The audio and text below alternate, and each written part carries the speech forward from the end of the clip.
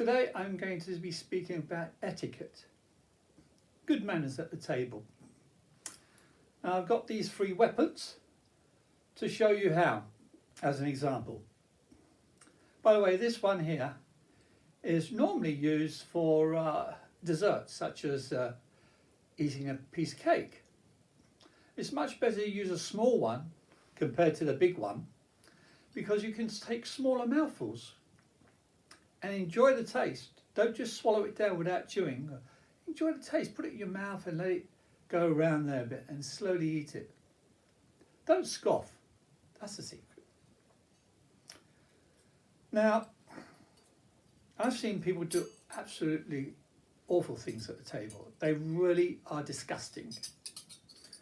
Society, well, I guess the working class, like myself, I am from the working class. I guess the working class in general have never really cared about etiquette. They've never been taught it. But let me give you the story where I realised the importance of etiquette, of eating properly.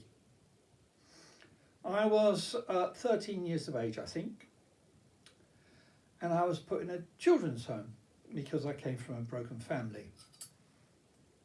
It was called the Hollies in Kent, England, just out on the outskirts of London, in Sidcup. Wonderful place. They had many big Victorian houses there, and they really were big. And each one had a garden, beautiful garden in the front, and each one had a tree. Well, the one I was in was called Oak Tree House, and sure enough, it had an oak tree in the front garden. Gorgeous. And then most of these houses surrounded a large piece of grass. Anyway,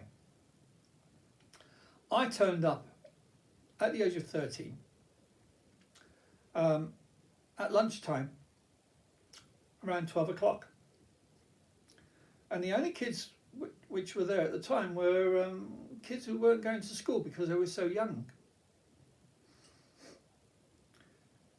And I remember we called them aunties and uncles. Aunties and uncles, the ones who run the place. And there was a big, heavyweight woman who ate far too much, I'm sure, sitting at one end of the table. And she got me to sit at the other end of the table. And these other kids who must have been 4 or 5, young, sitting on either side of me.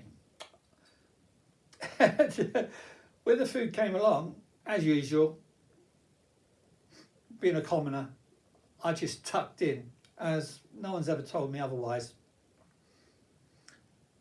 Suddenly, I heard the woman at the other end of the table say, "Thomas, you're eating like a pig." And everyone at the table stopped as soon as she raised her voice.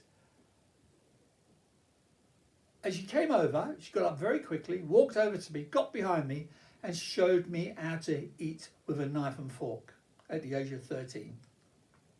I remember the girl on the right, I forget her name.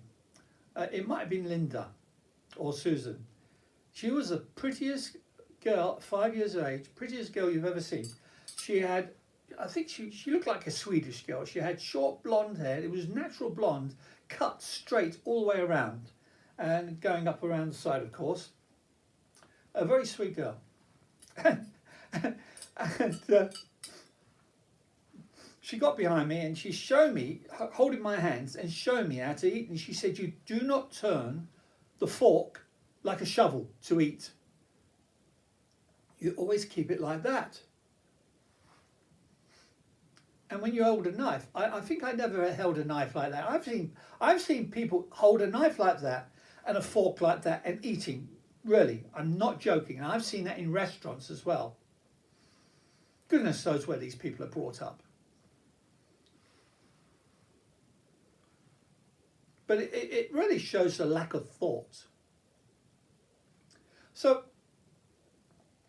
she showed me how to eat, and from that day on, I've always eaten in a decent way.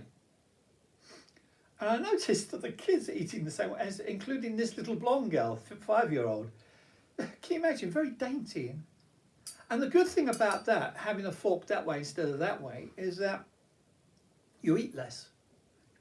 You don't pick it. You don't go through the food very quickly. You get to enjoy the taste of each mouthful, of each morsel. So with the peas, of course, you can't roll peas onto your fork. It just won't work. They keep rolling off. What you do with the peas, you put your fork there, the peas are there, you squash them. You squash a few against the fork, and then you eat them. You never eat with the knife, never. Well, I guess in the olden days, they're very sharp, the knives. But still, it's disgusting. It really is. Once you start to learn good habits, you realise how bad other people's habits are. And it does become disgusting for you because you rise up the ladder, you see. Like I did. As I said, I'm a commoner, and if I can behave properly at the table, everyone else can. So, fork always down, and also when you finish eating or when you're talking to someone, you don't raise your knife and fork up like that and you start talking. You always keep it down in a down position on the plate, so you can chat away. Yes, I agree. I've just invested quite a lot of money in Lloyd's Bank. What do you think is going to happen? See, things like that. I can't imagine going into the Ritz and behaving like a moron. But you might laugh about etiquette because you never thought about it before and you've been brought up badly. But I've known intelligent people who have never had an interest in etiquette because they've been brought up that way and they've passed it on to their children. Can you imagine someone who is an engineer? That's an intelligence profession, and yet that person has never told their child how to eat, and their child eats like a pig. And I get embarrassed to say anything when I see people doing that to their children. You can't talk against them because they don't like it. They don't like criticism. They see it as an insult. Well, it's not. Criticism is positive. It shows you where you're going wrong. But yeah, so this behaviour of ignoring your etiquette goes all the way down through society. You start not appreciating anything. So instead of setting out the table properly with a tablecloth and all the knife and forks and everything else in its correct place and setting everything on the table, everyone just takes their food and goes in front of the TV and sits there watching the TV eating.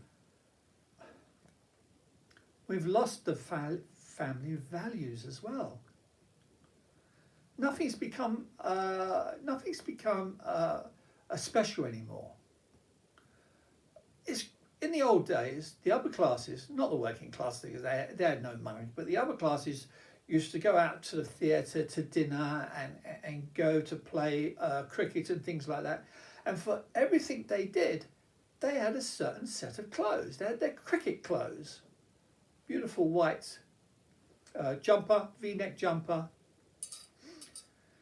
and white flannel trousers, which, because the flannel is so thick, it's like a towel almost. It absorbs the sweat in the summer, you see, so it's very good. And then going to the theatre, you would have your theatre gear, and your theatre clothes, I mean, and then going on to have dinner somewhere or with a friend, you would turn up again in dinner clothes with a dinner suit. And in those days, I'm going right back now, 100 years, top hat as well, and tails. Well, eventually the top hat and tails, you know, with the long jacket with the tails, they eventually, after I think Edwardian, they cut the tails off. So you had this short jacket, the type of jacket I wear quite often, without the tails. But that didn't go down too well because before they knew it, the upper classes, before they knew it, the working class was getting their bellboys to wear the same sort of jacket.